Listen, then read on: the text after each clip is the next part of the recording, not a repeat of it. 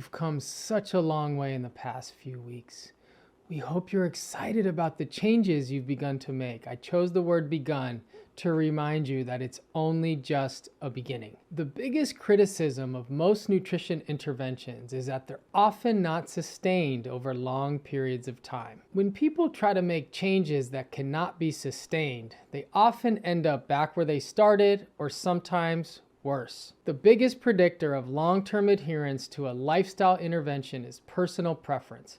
And that's why a lot of universal programs don't work or can even lead some people astray. Too often, individuals who go on diets return to their old patterns when the diet is over.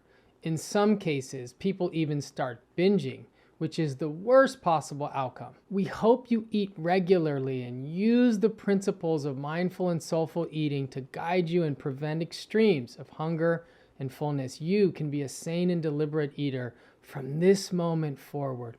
Shh. We've challenged you to make choices along the way, rather than just telling you what to do. Do you understand the trade-off here? By doing more of the work, it's more likely to be sustained.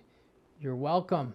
With food, everyone is different. For example, most people might benefit from eating less processed foods, but some people need to work on being more flexible with including these foods.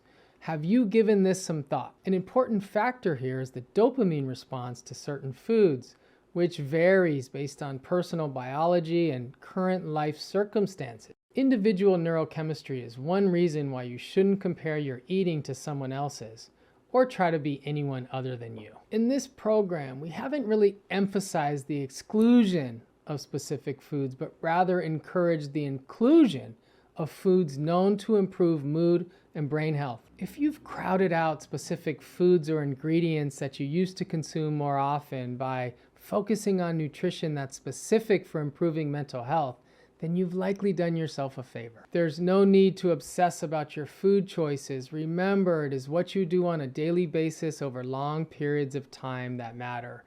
Don't miss the forest for an individual tree.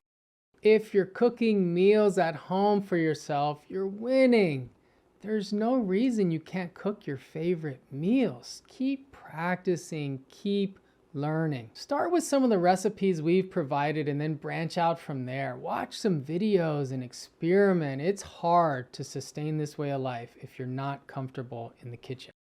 You'll have the option to continue with the program when it culminates in a few days, but we encourage you to conceptualize now as the time your journey begins. We've set you up for success, which we define as the sustainability of the guiding principles that you selected along the way.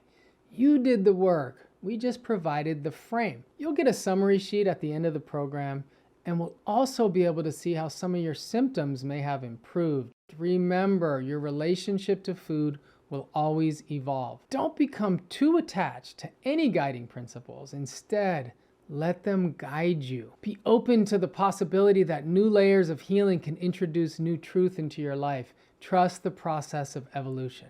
So, what is sustainable eating? A sustainable eating plan respects personal preferences. Include foods you love, but that also love you back. Provides enough total energy to support physical and mental health needs.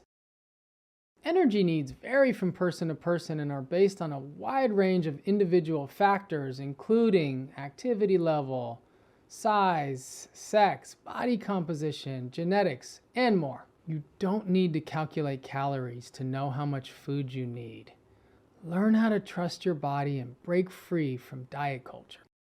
Covers your macro and micronutrient needs. Meeting essential vitamin and mineral needs generally requires consuming an adequate intake of carbohydrates, protein, and fat, which can be achieved by having regular meals throughout the day with 3 food groups in them and getting all food groups daily.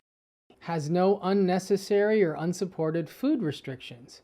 Many diets use unsupported claims to reel people in. You don't need to omit entire food groups unless there are legitimate health reasons to do so, or when it supports your own personal definition of recovery.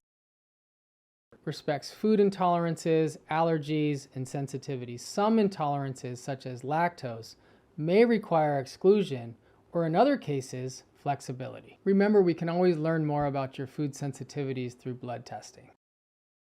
Is convenient. Eating shouldn't be a time-consuming burden, even though it might feel like this at first. Sustainable eating must be integrated into your schedule and life in a practical way so it can continue. Be honest with yourself here and make everything doable. Is affordable. Buying everything organic and including a long list of supplements is not essential for optimum health. If you can afford more expensive groceries, go for it. If not, be realistic about what you can afford. We believe that money spent on groceries is a good investment, but only if it's sustainable.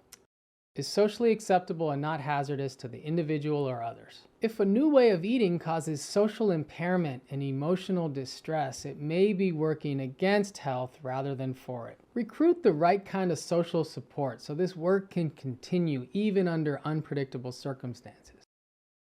Is compatible with personal ideologies. Cultural, philosophical, and religious-based restrictions and preferences should always be respected, so long as they're not detrimental to anyone's health and well-being.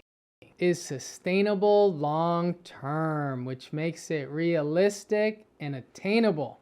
Fads come and go. Sustainable, healthful eating habits suits personal preferences, tolerances, goals, and ideologies. Make it work for you. Start where you're currently at and let's grow.